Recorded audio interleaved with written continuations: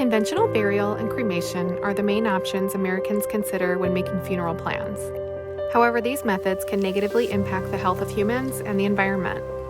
Today, there's a funeral alternative that not only contributes to the health of the natural landscape, but also provides families with an opportunity for a profound and meaningful goodbye.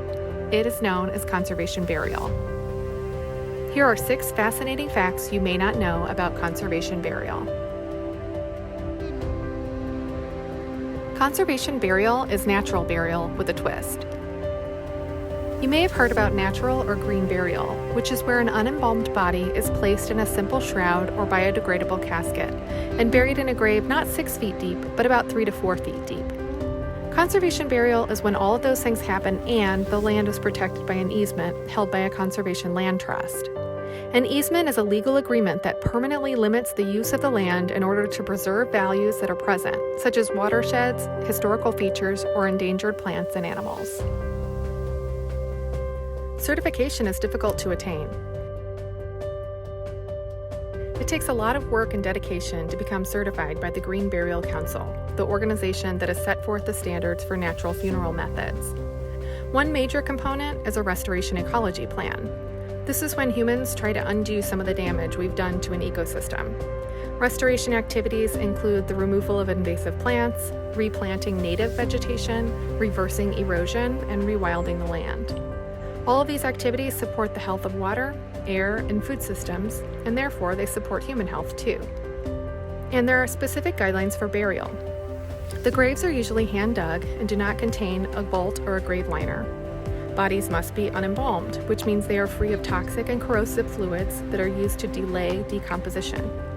It's important to know that embalming is not something required by law, and that nothing can prevent decomposition.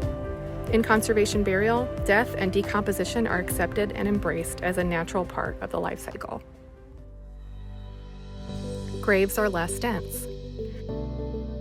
Conventional cemeteries have up to 1,200 burials per acre, which maximizes space but also reduces plant biodiversity and impacts wildlife habitats. In a conservation cemetery, there are an average of 300 burials per acre, and much of the land is undisturbed. In fact, about 90% of the surface area in a conservation cemetery is free of graves or buildings, and while the burial function is obviously an important feature, it's not the dominant identity of the site. Each cemetery is unique. The number of conservation cemeteries in the United States is growing, and no two are alike. You may be able to choose your favorite ecosystem as your final destination, whether it be woodland, prairie, or within view of wetlands. Some cemeteries allow the burial of animal companions. Most conservation cemeteries allow ash remains to be buried or scattered.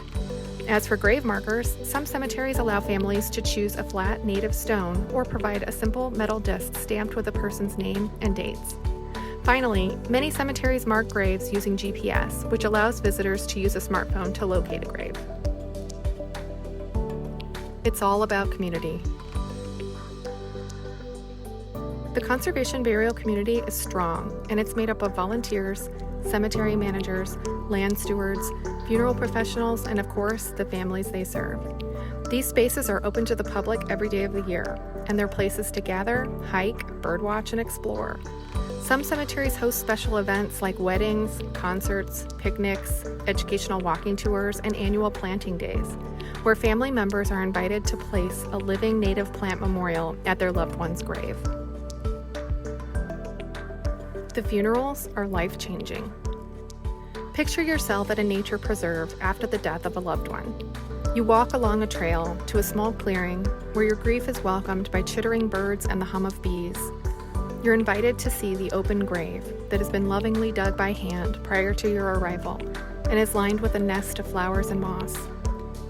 The ceremony that takes place is unique to your person. Perhaps you can see their outline in the shroud of their favorite color, or maybe they're lying inside a simple pine box that has been decorated by children. When it's time, you might help others lower your person into the shallow grave.